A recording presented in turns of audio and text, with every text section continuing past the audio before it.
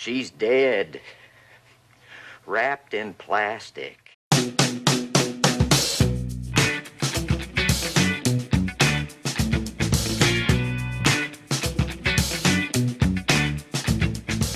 Thimbleweed Park is a point-and-click adventure mystery from Maniac Mansion developers Ron Gilbert and Gary Winnick.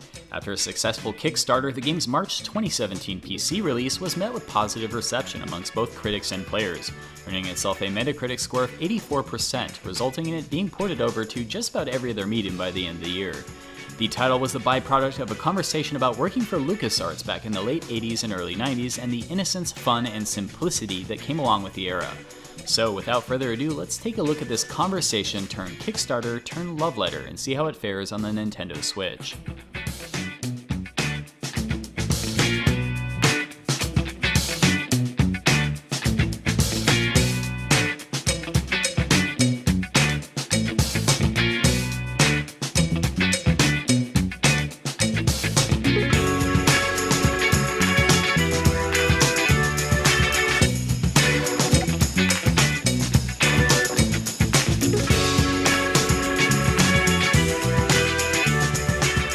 On the record for being heavily inspired by the likes of Twin Peaks, True Detective, and The X-Files, the story begins with FBI agents Ray and Reyes arriving at a murder scene just on the outskirts of Thimbleweed Park. Throughout the course of their investigation, they'll meet a literal town's worth of goofy characters, as well as uncover a much larger mystery that is Thimbleweed Park itself.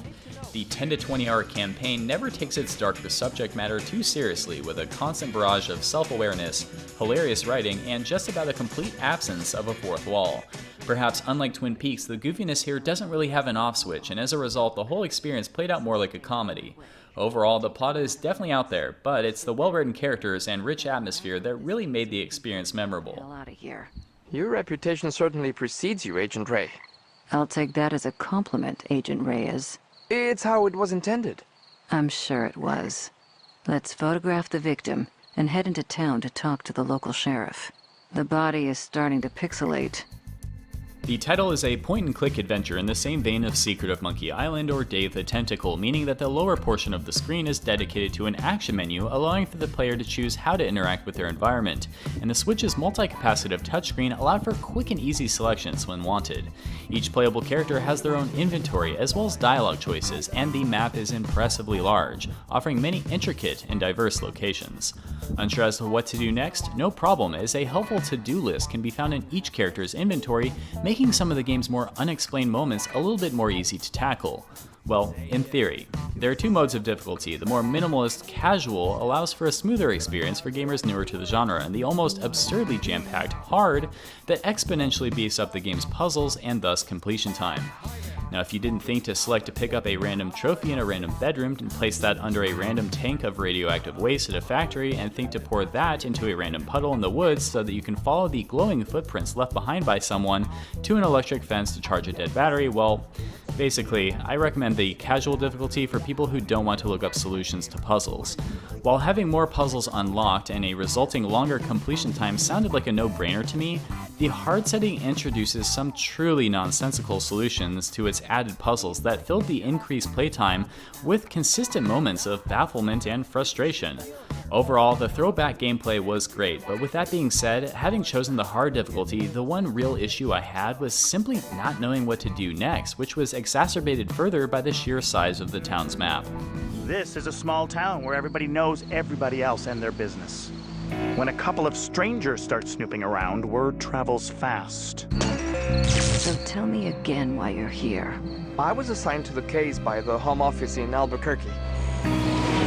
There is no home office in Albuquerque. Each playable character, as well as many NPCs, have pages of dialogue that's mostly fantastic and pretty dang funny. Many feature-length comedies struggle to make their audiences laugh frequently throughout their runtime, and yet Thimbleweed Park does this effortlessly for 10 to 20 hours, which is really impressive.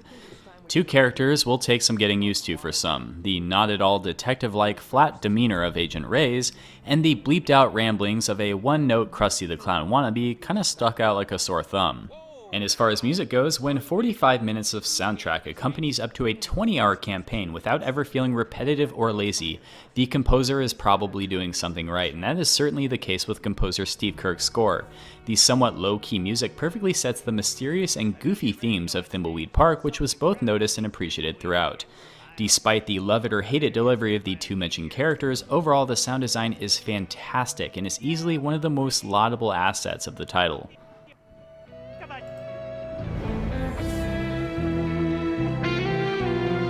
Uncle Chuck wants me to program his factory computers, but I just want to design games.